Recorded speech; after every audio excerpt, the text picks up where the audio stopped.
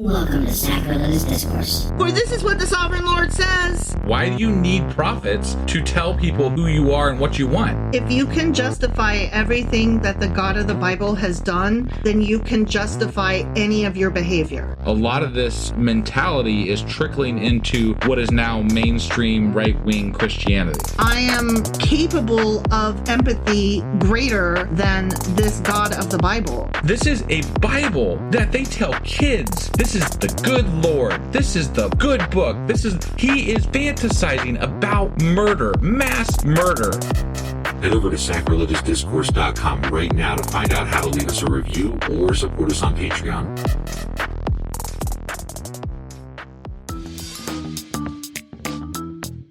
Hey there, sinners and saints. It's your favorite Bible-bashing duo from Sacrilegious Discourse, and we need your help. That's right, folks. We're raising funds for some heavenly equipment and a studio that doesn't sound like it's in the depths of hell. Our current setup, let's just say it's more apocalypse than audiophile. So if you want to hear us dissect the Bible without the background noise of demonic squirrels, chip in a few bucks. We're aiming for $5,000 to upgrade our audio and build a studio worthy of blasphemous banter.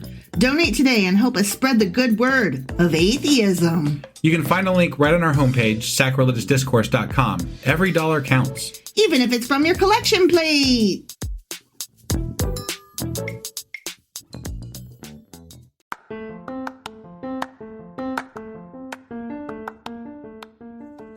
Hey you, welcome to Sacrilegious Discourse. I'm husband. I'm wife. And together we're reading the Bible. Starting with Genesis and eventually ending with Revelations, we're working through every book and offering our atheist 2 cents. Or shekels. Yeah, those. We're asking questions and pointing out all the nonsense. We aren't academics or scholars. Nope. In fact, when it comes to religion, we really don't know anything at all. What we've learned so far is that God's a dick. Oh, he really is, isn't he? If you're interested in how we reached this startling conclusion, maybe start from episode 1. Otherwise, jump in anywhere. It's all good. Yep.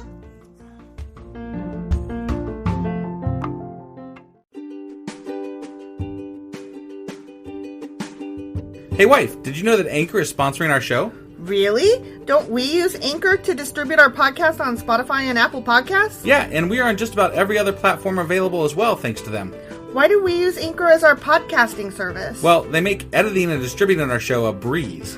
What if one of our listeners wants to start their own podcast? Then they should head over to anchor.fm or download the app to get started. Awesome! You guys should go do that right now!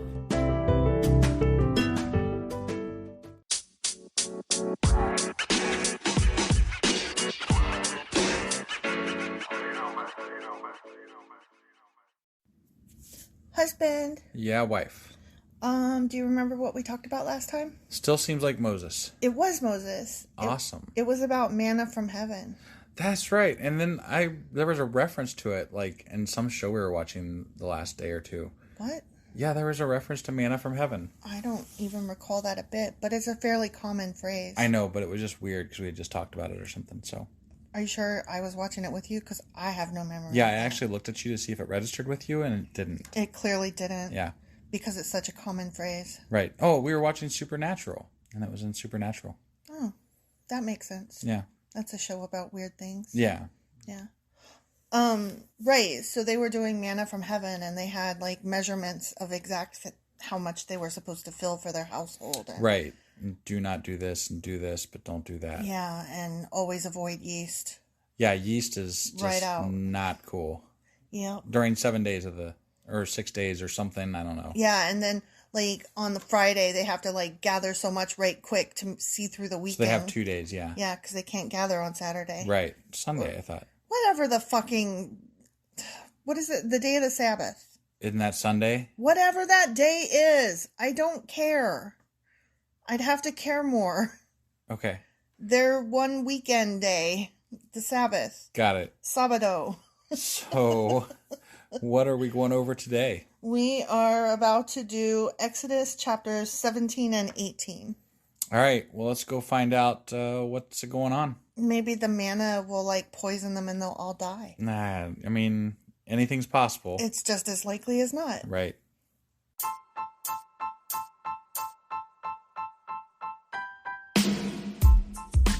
Hey, wife. Yes, husband. Did you know that we are now on Patreon? Yes, because you told me, but also, no, tell me more. So we're on Patreon now. Are we? We are. And our supporters can go there and support us. And we have multiple levels all the way up to You Killed God. That sounds really drastic and escalated quickly-ish. Well, no, there's multiple levels before there. So it escalates on a sliding scale of, cheap to not cheap. Oh. But, we can definitely use any amount. So, like, any support is always appreciated. So what exactly is Patreon? It's a place where you can show your support for our podcast. And just our podcast? Any podcast or any performer. But, we're the ones that, you're listening to right now. So maybe you should, support us. That'd be awesome. That would be awesome. But we love you anyway. So all you got to do is go to Patreon, look up Sacrilegious Discourse. It's actually patreon.com/sacrilegious discourse is our actual main page there. So head on over and send us some love. Yeah.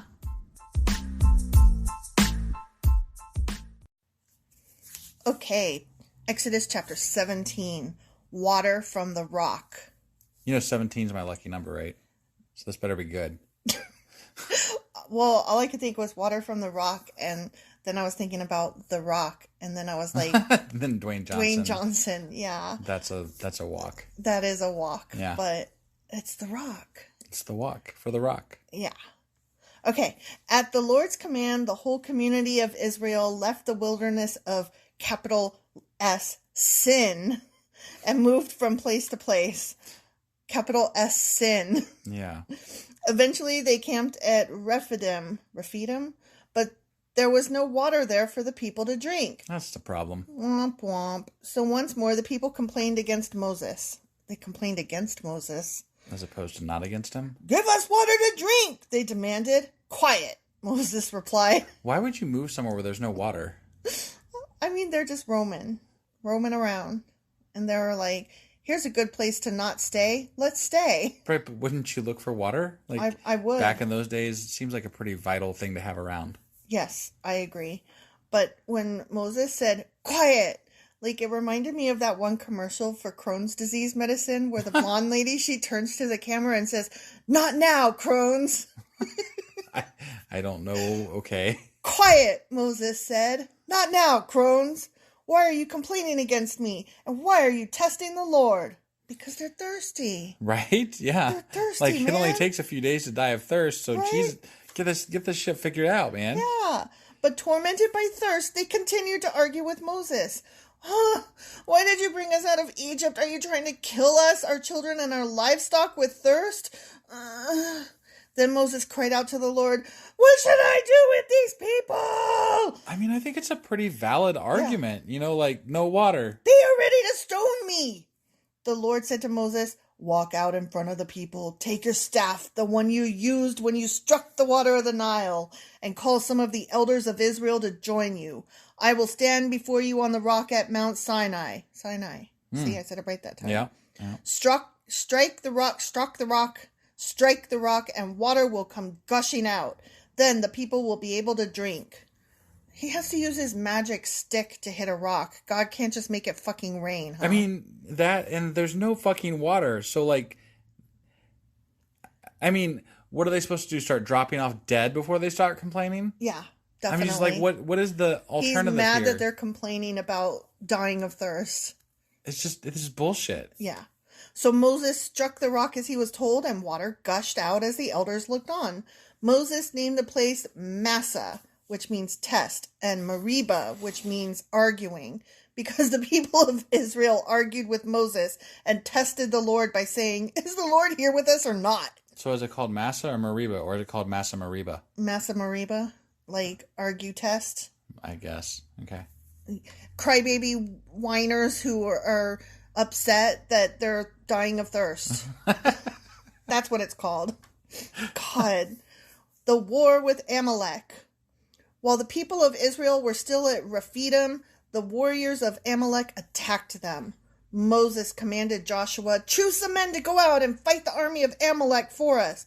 Tomorrow I will stand at the top of the hill, holding the staff of God in my hand. So Joshua did what Moses had commanded and fought the army of Amalek. The end. Just kidding. Meanwhile, Moses, Aaron, and Hur, I remember that was in another part of the Bible, wasn't it? Yeah. Climbed to the top of a nearby hill. As long as Moses held up the staff in his hand, the Israelites had the advantage. Oh, that's lucky. But whenever he dropped his hand, the Amalekites gained the advantage. Why would he drop his hand then? Moses' arms soon became so tired he could no longer hold them up. So Aaron and Hur found a stone for him to sit on. Then they stood on each side of Moses, holding up his hands. So his hands held steady until sunset. As a result, Joshua overwhelmed the army of Amalek in battle. That is magic. But you have God on your side, right? He just crushed an entire Egyptian army underneath the sea. Yeah. And now Moses has to stand on a hill with his fucking hand up for hours, all day. Yeah. So that they can win a battle. Yeah. This sounds like bullshit to me. This sounds like torture. And meanwhile, they may be winning, but people are fucking dying. Right. And these are, God's supporters and God's chosen people. Right. And he's letting them die. When he could just end it with no deaths. Or involved. they could even just show the mighty power of God and convert them probably if he wanted to. Yeah. Yeah. I'm just saying. True. Well, I wonder why he didn't want those people. What was wrong with them? Maybe they liked to die of thirst. Maybe they weren't such whiners about dying of thirst. Right. Yeah. I don't know. How did they live there without water? Why were they there? Well, they were invading, so they probably live where there is water. Because they're smart. How far away could it be then? And why didn't Moses just take his people there? I don't know. See, this whole thing doesn't make sense. But winning the battle should not be determined upon how long you can hold your fucking hand up. That's hilarious. After the victory, the Lord instructed Moses, write this down on a scroll as a permanent reminder and read it aloud to Joshua. I will erase the memory of Amalek from under heaven. Well, but you didn't erase the memory of it because you wrote it on a script. Right. And then it's now in the Bible. Why are we erasing it? Apparently they were really bad because they went up against Moses. I don't know why. Okay. Those details are left out, but we're supposed to hate them apparently. Okay. Moses built an altar there and named it Yahweh Nisi, which means the Lord is my banner. Okay. He said, they have raised their fist against the Lord's throne. No, I don't think they raised their fists against the Lord's throne. I think they raised their fists against people on their land. Right? Yeah, these people walk into people's land and they're like, we're here. And then they expect to be, what? Welcomed? Yeah, welcomed with open arms. Obviously, there's not much water, so, get the fuck away and go find something else, right? dudes. They probably had, no trespassing signs up on their land, and then Moses took his people anyway, and then the people were like, dudes, there's not enough water, get gone. And then Moses was probably like, no, we want your land and your water, and we have the Lord on our side, and they were probably like, magic, whatever. And then he was like, look, I can raise my stick in the air. And then the guys were probably like, okay, so right. And so then they attacked them. And then Moses was like, womp womp, you're dead. Only it took all day. Yeah. Yeah. So I don't know. I feel sorry for the Amalekites or whatever the fuck they're called. Whatever. You know why? Because I don't know their side of the story. And I was taught that everybody has two sides of a story. Right. And I don't know their side. Exactly. Anyway, Moses said, they have raised their fist against the Lord's throne, so now the Lord will be at war with Amalek's generation after generation. The end.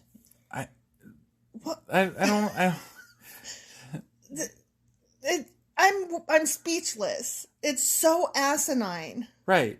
They fought us, therefore they're eternal enemies of God. Yeah. Of a God. Because there are gods, according to the Bible. Right. So there's multiple gods, and they're eternal enemies now for fighting them, even though we fought back and we won. Right. But let me ask you this, this doesn't even mention, did those people even know that they were on God, the Lord Yahweh's side? I don't know, but they sure, God's side sure seems like a bunch of sore winners. Sore winners, assholes, thieves, marauders. Yeah. They're horrendous. And also they're whiny because they don't like dying of thirst. And they were in somebody else's land. I know. Guys, it's not cool. This is not how you behave. This is not what we teach kids to do when they are children. Jesus can't come soon enough. And on that note... Yeah, let's go on to the next chapter. All right. All right.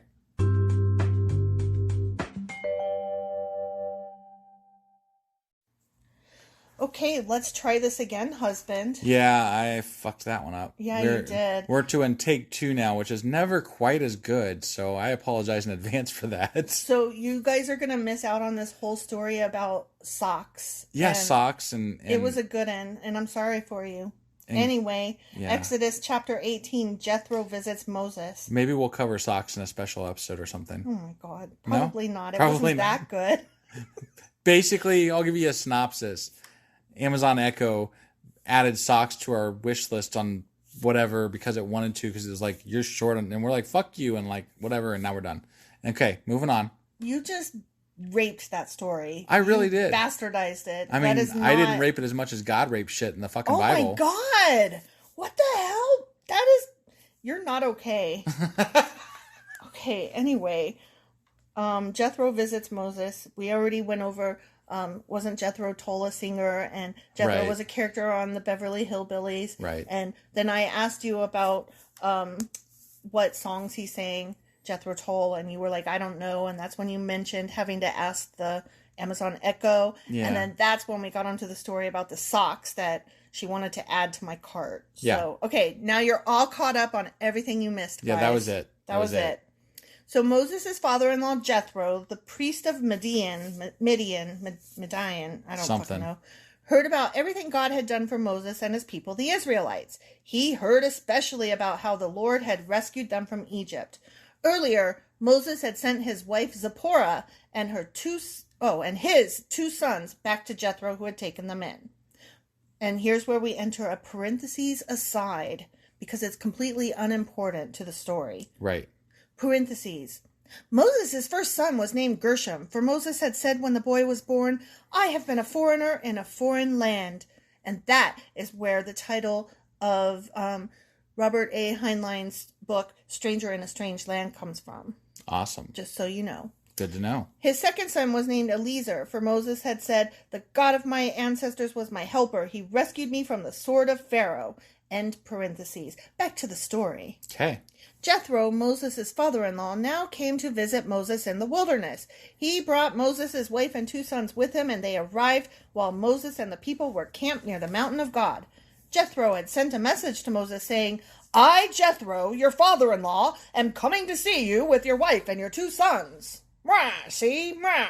Okay. Well, I'll be waiting for you. Like, okay, when I go to visit my parents, I don't just say, I, your daughter, am coming to visit your house. Like, well, this was I mean, how did they communicate back? They probably had to send messengers. So, like, and then there was like this whole respect and tier thing of like things and stuff. So they probably sent somebody who was like, I'm relaying a message for you, sire, and all that kind of shit. And I mean, whatever. But how about asking, not just saying, I'm coming, y'all better clean up and get my bedroom See, but that ready. takes too much time. If you just send a message saying I'm coming, at least they got a heads up, and then you don't got to send a message in return. You just wait for them to show up. Whatever. I mean, it's just a matter of resources. I do call my mom first to tell her I'm coming to visit, so she has time to put a bra on before I get there. See, that's all he's doing. He's like, I'm coming, yo. Do you call your mom before you come to visit? Well, yeah. What are you asking or announcing? It depends on the situation. I mean, me generally, I'm like, hey, I'm in the area. Do you mind if I stop by? Right. But that's both an ask and a tell. Sometimes I tell my mom I'm stopping by because she's stupid with electronics and she needs help. And I'm like, I'm just coming over. I'll be there in a few. Yeah. So. She needs lots of help with apps on her phone. Yeah. Yeah. Boomers. What right. are you going to do? Yeah. So Moses went out to meet his father-in-law. He bowed low and kissed him. They asked about each other's welfare and then went into Moses' tent. Moses told his father-in-law everything the Lord had done to Pharaoh in Egypt on behalf of Israel. He also told about all the hardships they had experienced along the way. Things like how they were going to die of thirst. Right, right. And how the Lord had rescued his people from all their troubles.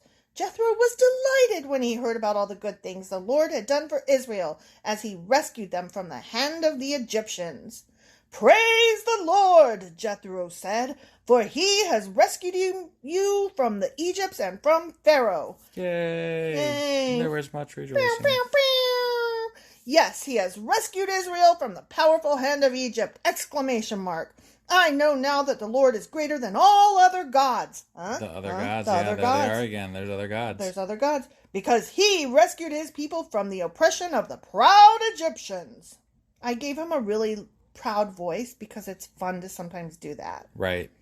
Then Jethro, Moses' father-in-law, how come they have to say that every time? Like, I know that we were just talking about Jethro, but I want to remind you every sentence who he is. He's Moses' father-in-law. Right. Brought a burnt offering and sacrifices to God, this particular God, the Yahweh one. Right. Not any of the other ones that clearly also existed. I want to see like a god fight. That'd be awesome. Right? Like one god fights another god. Well, like, I know on Supernatural they had an angel versus demon showdown. Right. That was cool. But I want to see two gods fight. Like, well, on Lucifer we have two angels fighting, but then God comes down to stop them. I want to see like Buddha versus God. Buddha versus Yahweh. Gosh, that's not nice. No? Oh, wait! On Supernatural, there was one episode where all the different gods were staying at like this hotel, and then they were all fighting each other. Do you remember that? No, that was kind of cool. I don't. Aaron and all the elders of Israel came out and joined him in a sacrificial meal in God's presence. Oh, so God was there, eh? I guess, but what does that really mean? Was he just a cloud hovering over the meal? Was he a pillar? Was the Lord of the Angel there instead of God? Right. Was he a burning bush? I don't know. We don't know. The appointment of judges. You're a judge. The next day, Moses took his seat to hear the people's disputes against each other. Oh, I guess he made himself a king. I guess, yeah. They waited before him from morning till evening. That job would be so boring. Right. When Moses' father-in-law, whose name is Jethro, saw all that Moses was doing for the people, he asked, "What are you really accomplishing here? Why are you trying to do all this alone while everyone stands around you from morning till evening?" Moses replied, "Because the people come to me to get a ruling from God. When a dispute arises, they come to me, and I am the one who settles the case between the quarreling parties. I inform the people of God's decrees and give them his instructions." Sounds legit, right? I mean, if you put yourself in that position, you know, I guess you got to deal with the relaying of the info. Right? "This is not good!" Moses' father-in-law exclaimed. Who the hell is he to say? Well, he decided with his powerful, loud voice, "I am coming to visit. I am going to judge how you do things now. Wah. God hasn't complained yet. Well, maybe God is complaining through Jethro. Maybe. "You're going to wear yourself out, and the people too. This job is too heavy a burden for you to handle all by yourself." Boy, he hasn't worked in corporate America then. No. "Now listen to me and let me give you a word of advice, and may God be with you. You should continue to be the people's representative before God, bringing their disputes to him. Teach them God's decrees and give them his instructions. Show them how to conduct their lives. But select from all the people some capable, honest men who fear God and hate bribes." Ah, it's delegation. Yeah, delegation. But how do you know ahead of time who hates bribes? Do you just like hope that you seem like a really nice guy, I'm gonna trust Maybe you? his rod will tell him, like he just holds it over their head. Okay, you're good. What if his rod is his penis and then he has to hold his penis? We covered that in another episode. I don't know, and whatever. It didn't go well. It's not. Okay, it doesn't work. No. My bad. "Appoint them as leaders over groups of 1,000. Wait, what? Hold on. Appoint them as leaders over groups of 1,150 and 10. They should always be available to solve the people's common disputes." Where the fuck did they get that number from? I don't know. Jethro pulled that out of his ass. "But have them bring the major cases to you. Let the leaders decide the smaller matters themselves.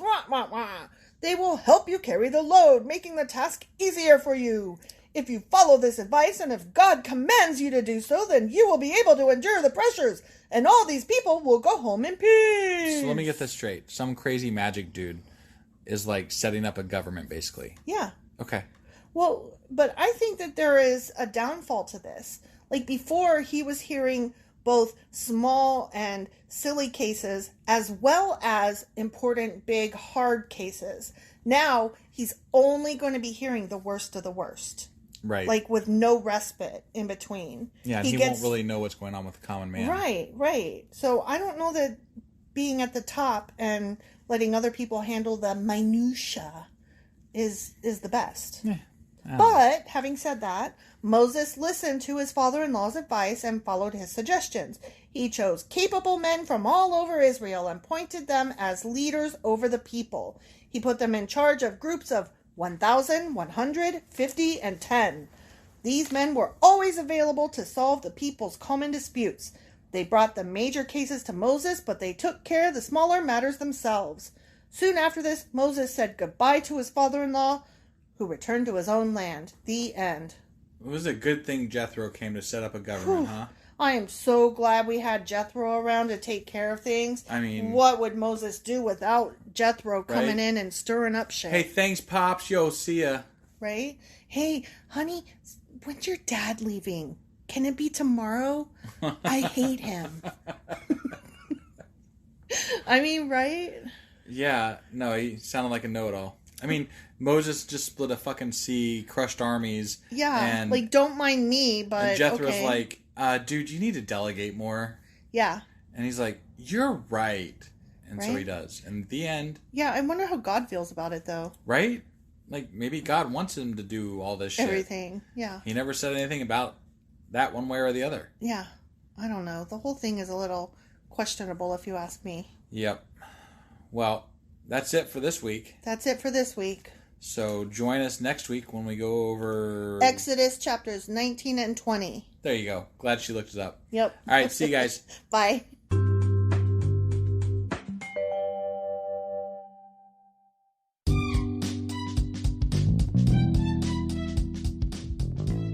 Husband, Yes, wife? is there a way for people to contact us? Well, sure. They can get on our Twitter account. We have a Twitter account? We do. What is it? It is sacrilegious_D.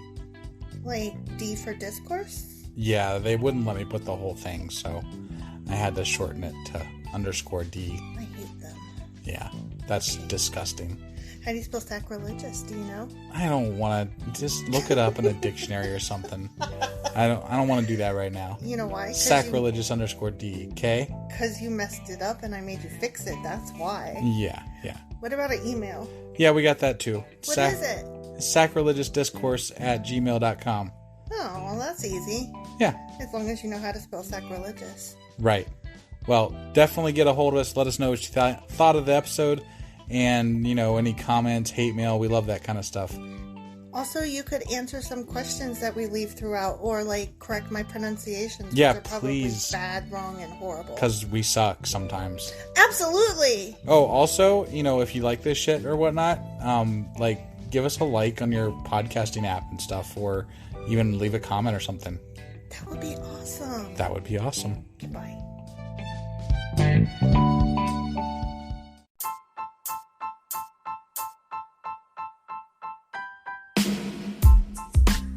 Hey, wife, I guess that's the end? But husband, that's just sad. It doesn't have to be. We are on lots of social media platforms like Twitter. Our handle there is sacrilegious_D. For D's nuts. Oh my God. Stop doing that. Anyway, we're also on Facebook, Instagram, and Pinterest. There's a link to all of our social media sites at our website. Ooh, we have a website? Yeah, it's sacrilegiousdiscourse.com, where you can also find a link to our merch shop. We have a merch shop? Yep, we have podcast-themed clothing, mugs, notebooks, and more, as well as an atheist and science-themed products.